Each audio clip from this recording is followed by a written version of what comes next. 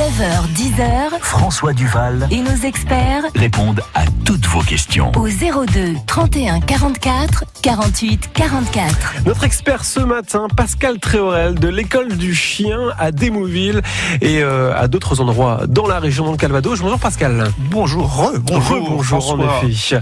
Jusqu'à 9h45 ensemble, vos questions concernant votre chien, votre chat, s'il a un petit souci, vous avez un doute concernant son alimentation, des poils qui tombent, un comportement inhabituel, vous appelez le standard de France Bleu au 02 31 44 48 44 et vous posez votre question en direct à notre expert Pascal Tréorel. Alors en vous attendant au standard, moi j'ai des questions pour vous Pascal. Là c'est le printemps. Certains humains sont allergiques notamment au pollen. Est-ce que les chiens et chats ont aussi des allergies ? Oui, bien sûr. Les vétérinaires sont fréquemment confrontés à ça. Il faut Même au pollen ? le nez qui coule du chien. D'accord. Des éternuements, etc. Oui. Et puis il y a des allergies qui se traduisent aussi par les pattes. Au niveau des pattes, le chien se lèche parce que on utilise un produit au sol qui est trop corrosif. Enfin, il y a certains produits qui ne vont pas au chien. Et puis, comme pour nous, les acariens, la poussière, etc. Là, le chien est des fois victime de ça. Alors, il existe des spécialités, des fois chez les vétérinaires, l'ergologue, où justement ils vont pouvoir déterminer par des petits tests, comme pour nous les humains, qu'est-ce qui se passe, en quoi il est allergique. Il peut être allergique à la viande, à certaines viandes. Il peut être allergique à l'œuf, il peut être allergique aux céréales. Oui, il y a des allergies tout à fait. À chaque fois, c'est des tests. Soyons vigilants, alors notamment avec ces indices, quand il se lèche les pattes ou le nez qui coule. Alors, Jocelyne est avec nous, bonjour. Bonjour. Première question, vous avez adopté un Spitz. Voilà, j'ai adopté un Spitz moyen. Le problème, elle a 3 ans et elle est pas propre. Elle est pas propre. Au bout de 3 ans, est-ce normal, Pascal ? Normal, non. Bonjour Jocelyne. Bonjour. Bon, on peut pas dire que ce soit normal, il faut faire quelque chose. Est-ce que c'est un chien qui était en chenil auparavant ? Alors, non, je suis sa 3e famille d'accueil. D'accord. Alors peut-être, vous l'avez récupéré comment ? C'est l'ancien propriétaire ? Vous l'avez eu contact avec lui ? Non, je l'ai eu par une annonce. En fait, les précédents que moi j'ai eus l'ont gardé que 3 semaines. Je pense que ça doit être pour ça. Alors, il faudrait peut-être... Est-ce qu'elle boit beaucoup ? Alors, boire beaucoup pour un chien, François, il faut qu'on donne des proportions. On considère qu'un chien de... pas tellement, je bois pas tellement. Alors, pas tellement, c'est combien ? Je bois l'équivalent d'une gamelle à chien pour la journée. Oui, mais vous avez des gamelles à chien, des gens qui ont des chiens de 30, 40, 50 kilos. C'est une petite gamelle. Ça fait quoi ? Ça fait 25 centilitres. D'accord. Ouais, non, mais il faut de toute façon, pour un chien de 10 kilos, la proportion c'est 2 kilos, à peu près dans des 500, enfin un demi-litre d'eau, c'est ce que le chien doit boire. Parce que souvent on assiste à des problèmes justement, ou de cystite, alors c'est-à-dire que le chien va être malpropre parce que il y a des infections, il faut donc voir le vétérinaire et voir un antibiogramme par rapport à ça, ou bien alors il peut y avoir des problèmes comme le diabète par exemple, et là le chien va boire assez fréquemment. Et puis Justine, il faudrait voir, elle fait pipi toujours au même endroit, comment ça se passe ? Oui, à peu près toujours au même endroit. Alors c'est à côté de la porte, c'est où ? Dites-moi un peu. C'est devant la fenêtre. Donc, Mais elle a l'instinct, en journée, elle a l'instinct de demander la porte. Mais c'est la... Oui, alors, on a été coupé, mais bon, la nuit, alors...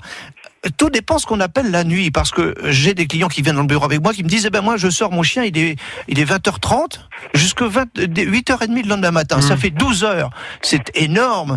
Donc là à ce moment-là il vaudrait mieux la sortir. Il était minuit hier soir et levé 6h ce matin. Écoutez Jocelyne, écoutez les conseils de Pascal. Là il faut être très vigilant, enlever l'eau à ce moment-là pour un chien adulte, et là il faudra enlever l'eau sur les coups des 19h30 20h, c'est-à-dire une demi-heure voire 3/4 d'heure après son repas. Et là, vous allez pouvoir fractionner. Et donc, si normalement elle ne boit plus à partir de 20h et qu'elle est sortie à minuit, normalement, la vessie est vide. Alors, les gens les laissent aller dans le jardin. Bah oui, mais il y a des coupoles, il y a des fleurs, il y a des choses. Le chien va y boire, il revient. On n'a pas fait attention à tout ça. Il faut pister votre chien, Jocelyne. À minuit, vous sortez avec elle à la lampe de poche. Alors les voisins vont dire qu'est-ce que se passe chez Jocelyne. Et vous allez pister le chien. Tiens, ça y est, elle a fait son pipi, c'est très bien. Maintenant, on peut rentrer et vous allez regarder. Mais si elle fait encore dans la nuit, au bout de trois nuits, dont on a parlé comme ça, si vous avez mis tout le protocole en place, si elle fait encore pipi, faudra donc voir le vétérinaire. Il est possible qu'il y ait des soucis. Alors, elle peut avoir une vessie trop petite, elle peut avoir le canal à moitié réduit. Enfin, il peut y avoir des choses comme ça. Il faudra donc faire une exploration et seul le vétérinaire pourra vous faire ça. Ok, Jocelyne ? Voilà, Jocelyne. Merci pour votre question ce matin sur France Bleu Normandie. Voici les conseils de Pascal Treorel. Vous aussi, vous en voulez des conseils pour votre chien, votre chat, vos questions au standard de France Bleu. Voici le numéro. 9h-10h, Les experts du week-end. répondent à toutes vos questions. Au 02 31 44 48 44. On parle de vos chiens, de vos chats, vos questions au standard de France Bleu. Nous sommes à Aucagne avec Colette. Bonjour. Oui, bonjour. On vous écoute. Je voulais vous poser une question. J'ai des collets, parce que j'en ai un petit élevage de collets, et j'en ai un, dès qu'on se lève de la chaise, il se met à gueuler et il entraîne tout le monde. Il n'arrête pas de gueuler. Pourquoi ? Alors je voudrais savoir si on pouvait faire quelque chose. Bonjour Colette. Bonjour. Eh bien, il y a au moins deux choses. Allez, au moins deux choses à faire. Hein. La première, c'est, je le donne souvent, François, ici sur l'antenne, une petite boîte de soda vide, avec deux, trois petits cailloux dedans. Oui. Et par contre, il va falloir isoler votre chien, Colette. C'est-à-dire qu'il faudrait savoir si c'est parce qu'il y a les autres chiens qu'il fait ça, ou bien alors quand il le fait tout seul. Il le fait tout seul et après il entraîne tout le monde. Alors on va régler. Ah bah non, les autres sont dans la pièce ou pas ? Oui. Il faut écarter les autres. Il faut travailler que pour ce chien-là. Parce que vous vous en doutez peut-être pas, mais il y en a un autre chien qui peut simplement grogner et ça fait démarrer celui-ci. Ouais. Donc il faut vraiment écarter les autres pour pouvoir faire quelque chose. Et dès aussitôt qu'il va vouloir ou grogner ou aboyer, vous allez secouer la boîte et jeter la boîte à côté de lui. Oui. D'accord ? Vous allez ramasser cette boîte, vous allez vous faire rasseoir, où tout le monde se rassoit, et près tout le monde à se lever, vous prenez cette petite boîte, dès que le chien, vous allez voir qu'il commence à vouloir aboyer, vous allez jeter la boîte encore à côté de lui. Oui. Donc ça, c'est des réflexes qu'on peut adopter. Ce n'est pas dangereux ni pour le chien ni pour vous. Mais la petite boîte, il va falloir la garder pendant au moins 2 à 3 semaines. Parce qu'à chaque il a fois, peur de la boîte. alors oui, méfie. il va prendre peur de cette boîte et il va se dire, mince, à chaque fois que j'aboie, à chaque fois ça secoue. Ça, c'est la première des choses que vous pourriez faire, qui vous coûte pas très cher et qui va normalement bien fonctionner. La deuxième, il va falloir peut-être être un peu plus sévère par rapport au chien. D'accord ? Donc vous allez le tenir en laisse. Vous allez rester à côté de lui, et puis à quelqu'un d'autre, un compère, va aller à la table, et au moment où il va vouloir se lever, c'est certainement ce qui se passe, le chien va vouloir aboyer, là vous allez lui dire non au chien. Et fermement, la personne va se rasseoir, tout de suite elle va se relever, et si jamais le chien recommence, vous prenez le chien, vous l'enfermez dans la salle de bain un quart d'heure. Il faut lui faire voir que vous êtes mécontente. Alors, je vous donne 2 solutions, il y en a d'autres, mais bon, la première fonctionne relativement bien, la deuxième elle est plus éducative et corrective, mais bon, voilà. Voilà Colette, essayez cela, et si jamais ça ne fonctionne pas, n'hésitez pas à nous rappeler quand Pascal repasse sur France Bleu, ok ? D'accord. Merci Colette, bonne journée. Vous aussi, au revoir. À très bientôt. Notre expert, Pascal Treorel, est avec nous de l'école du chien en Normandie, dans le Calvados. Il répond à vos questions. Vos questions dès maintenant au standard. On se retrouve dans 3 minutes. 9h-10h, Les experts du week-end. répondent à toutes vos questions. Au 02 31 44 48 44. Pascal Treorel de l'école du chien en Normandie répond à vos questions jusqu'à 9h45. Pascal, nous sommes à Bretteville-l'Orgueilleuse avec Laurie. Bonjour. Bonjour. On vous écoute. Alors, j'ai un carlin, une femelle carlin de 8 mois. Le problème, c'est que donc elle est toujours pas propre. Et je voulais savoir si à partir de 8 mois, il fallait commencer à s'inquiéter ou pas du tout. Pascal. Oui, bonjour Laurie. Bonjour. Oui, je suis d'accord avec vous, il faut commencer à s'inquiéter, 8 mois, il est temps, elle devrait être propre. Alors, j'ai quand même quelques questions à vous demander, à vous poser. Elle mange quand dans la journée ? Alors, elle mange seulement le matin. Alors, c'est de sa volonté ou c'est vous qui voulez la rationner que le matin ? Ah non, en fait, on lui donne, vu qu'on travaille toute la journée, on lui donne vraiment toute sa ration de la journée le matin. Ah oui, elle est libre, elle mange quand elle veut, quoi. C'est ce que je veux dire. Alors c'est bien, Laurie, mais par contre, elle ne peut pas gérer non plus sa boisson. C'est-à-dire qu'elle va manger 2, 3, 4, 5 croquettes, aller boire 2 ou 3 fois, et puis dans la journée, ça va être un petit peu diffus tout ça. Il serait souhaitable, Laurie, de lui donner simplement un repas le matin et un repas le soir, de façon à ce qu'elle puisse boire. Je ne sais pas si vous avez remarqué, quand il mange beaucoup de croquettes, ou même son alimentation, souvent le chien va boire une vingtaine de minutes après, parce qu'il a besoin de réhydrater ces croquettes-là, ça lui donne soif. Donc là, ça lui fait un bol alimentaire et puis de l'eau à boire, les 20 minutes. Ce sera plus facile pour votre chienne à gérer cette propreté. Et puis, à 8 mois, oui, il y a des choses à faire, effectivement, mais là, Laurie, attention à ce que je vais dire, il faut déjà mettre bien les 2 repas par jour, un matin, un soir. Si au bout de 15 jours, 3 semaines, ça ne fonctionne toujours pas, vous serez peut-être obligé de la mettre dans une caisse de transport la nuit. Mais pas trop tôt. J'entends souvent ça, François, maintenant. Les gens disent, dès 3 mois, on met le chien dans la cage pour qu'il soit propre la nuit. On a fait dès toute petite, on l'a mis dans la cage de transport et... Non, ça c'est vraiment pas bon, et je le dis, et je passe un coup de gueule volontaire. Ouais. Arrêtez de faire ça. Un chien, ça fait pipi et ça crotte, et c'est normal jusqu'à l'âge de 5-6 mois, on ne met pas ce genre de choses en place. On le met qu'à partir, comme là, Laurie, 8 mois, vous mettrez ça en place dans 15 jours si... Je vous ai dit, si vous faites ce que je vous ai dit, mais pas tout de suite la caisse, certainement pas. Autrement, le chien, alors ça lui donne du stress, ça lui donne, il dort pas bien parce que imaginez-vous, on vous empêche de faire pipi et caca la nuit, vous avez envie de vous lever, non, vous pouvez pas. Donc vous ne dormez pas. Les chiens sont souvent énervés dans ces moments-là, ne sont pas propres parce qu'ils arrivent. À partir de 8 mois, je suis d'accord, Laurie, on peut mettre dans les caisses, mais faites déjà le premier conseil, je vous ai dit, 2 repas par jour, ok ? D'accord. Voilà, Laurie. Et bien sûr, n'hésitez pas à nous rappeler quand Pascal repasse sur France Bleu. Merci. Pascal Traorel de l'école du chien répond à vos questions jusqu'à 9h45. On vous attend. Voici le numéro. À tout de suite. 9h, 10h. François Duval Et nos experts répondent. Pascal Traorel nous parle de chien, de chat, de l'école du chien dans le Calvados. Il répond à vos questions. C'est notre expert ce matin. Alors Pascal, nous voici à Ouistreham avec Micheline. Bonjour. Bonjour. On vous écoute. Alors voilà, moi j'ai un petit Lhasa Apso de 2 ans et demi et il supporte pas les croquettes du tout. Alors, et en plus, il boit, pour ainsi dire, pas, depuis tout petit. Donc il mange pas grand-chose alors? Si, parce que je lui fais du riz avec des légumes, des haricots verts, des carottes, une courgette, et puis je lui achète du poulet, de la dinde, un petit peu de viande rouge. Bon, là, ça va. Bon, tout pendant que c'est comme ça, c'est très bien.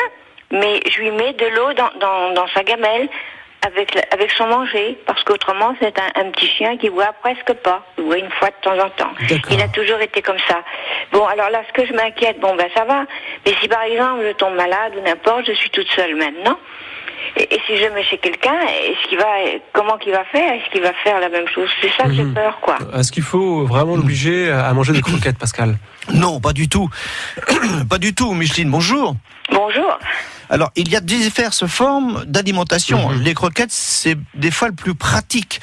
C'est pas forcément le plus idéal, mais c'est le plus pratique parce que on se prend dans le sac et puis on donne le manger au chien. Et bon, allez, 80% des chiens mangent, mais il y a des fois où ils ne mangent pas et c'est le cas précis là. Alors, il existe maintenant des alimentations équilibrées qui ont justement ce qu'il faut en carottes, en haricots, en viande crue. Parce que souvent les gens cuisent la viande, ça ne sert à rien. Le chien il la digère très bien cru. Ça pose pas de problème. Et puis, de porc, on va le faire cuire, mais les autres, on peut lui donner cru. Donc, Micheline, continuez à lui donner une alimentation telle que vous le faites, mais l'équilibrer pour le grand particulier, c'est difficile parce que faudrait rajouter un peu de calcium, faudrait rajouter des vitamines, faudrait rajouter ci et ça. Donc, il y a des marques qui commencent à être connues en France où on peut donner de l'humide. C'est ce qu'on appelle de l'humide, mais pas des boîtes, mais de l'humide, où il y a tout ce qu'il faut dedans. Donc Micheline, continuez, ça pose pas de problème. Pour la boisson au niveau du chien, quand ils sont alimentés sur une alimentation telle que vous le faites, ils boivent beaucoup moins que les autres. On va se contenter de pas grand-chose, c'est pas un souci. Mon petit tuyau, Micheline, serait que la gamelle, faut peut-être la changer. Si c'est une gamelle métal, le chien se voit dedans, des fois il ne veut pas boire. C'est une mauvaise habitude. Et puis on pourrait mettre quelques petites, vous savez, un petit peu de viandox, vous voyez ce que je veux dire? 2 ou 3 gouttes de viandox dans l'eau. Mais n'obligez pas votre chien à manger, à boire, du moins s'il ne veut pas boire. Et là, il faudrait peut-être voir le vétérinaire, mais... ça se passe assez fréquemment où le chien ne boit très très très peu. Donc là, changez peut-être sa gamelle, mettez-lui une gamelle en céramique, et puis mettez 2 ou 3 gouttes de viandox dedans. C'est quoi du viandox? Oh, pardon, c'est une marque, oui. Alors, c'est du jus de viande. D'accord. C'est un petit peu comme les carrés qu'on donne, qu'on met quand on cuit des pâtes et des choses comme ça. Et là, pour redonner de l'appétence, on va remettre un petit peu de choses comme ça. Mettez pas de lait. Non, le chien adulte, de toute façon, ne supporte pas le lait. C'est pas forcément bon pour eux. On peut des fois donner quelques produits laitiers quand le chien a été, par exemple, sous antibiotiques. On va lui donner des yaourts avec du bifidus. Mais on évite le lait. Voilà Micheline, merci pour votre question ce matin sur France Bleu et bonne journée à Ouistreham. Dernière question avec Isabelle dans quelques instants et puis Pascal nous dira si en ce temps de chien avec cette pluie, est-ce qu'il faut justement l'habiller son chien avant de sortir. À tout de suite. France Bleu. Quand Isabelle, bonjour. Bonjour. On vous écoute. Alors on a un petit souci, ça faisait 6 ans qu'on habitait dans une maison avec aucun chien à proximité en fait. Donc notre chien aboyait au passage du facteur et de quelques voisins sans plus. Mais depuis un mois, on a des gens qui ont emménagé juste à côté, qui ont une petite chienne de 3 ans, un épagneul breton. Et dès que la chienne est dehors, mon chien hurle. Et il est même assez agressif, il a le poil dressé. Et le problème, c'est qu'on n'arrive pas du tout à le calmer. Et il pleure même dans la maison quand il la sent dehors, en fait. C'est lui qu'on entend derrière ? Non, c'est ma fille de 2 ans, désolée. D'accord.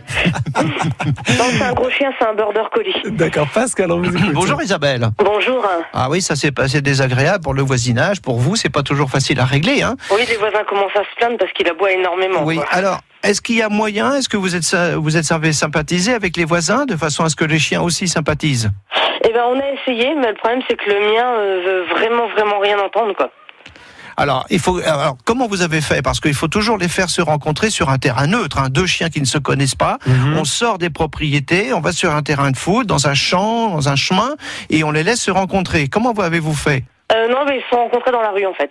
Oui, là c'est bien, c'est correct. Et alors vous avez laissé jouer, comment vous avez fait ? Non, on n'a même pas osé parce que le mien a tout de suite été très agressif. Ah oui, alors quel type d'aboiement c'est ? Vous pourriez me dire si c'est waf ou alors waf. Ah non, c'est grognement, c'est très virulent. D'accord. Ah oui, il a les crocs en avant et le poil dressé sur le dos. Là, il va falloir faire de l'éducation, Isabelle. Vous savez qu'il y a des tas d'éducateurs canins qui se déplacent, qui viennent à domicile pour pouvoir régler ces problèmes-là. Parce que ça va être un peu long de vous expliquer à la radio tout ce qu'il faut faire. D'accord. Donc, vous prenez, j'allais dire l'annuaire, ça se prend plus, mais sur le web. Et puis là, vous allez trouver des éducateurs canins qui vont à domicile, parce que le tuyau, il y en a plusieurs. Il faut vraiment qu'on voit. Alors ça peut être un brise-vue, on met un brise-vue directement, mais le chien mâle, si j'ai bien compris, le vôtre va quand même sentir l'autre chien de l'autre bord. Et bon, il peut y avoir des excitations. Il faut faire venir un éducateur sur place. Ouais, il n'y a pas d'autres astuces pour... Non, parce que, mis à part les faire se rencontrer et jouer, mais là j'ai bien compris qu'Isabelle nous disait que le chien est un peu plus difficile et voire agressif, c'est des aboiements compliqués. Donc il faut vraiment aller sur place et faire de la socialisation. Ça, c'est du travail de professionnel. Directement. Non, parce que l'autre chienne, elle dit rien du tout. Elle est même mignonne, quoi. Elle cherche à jouer. Et le nôtre, il n'y a vraiment pas moyen, quoi.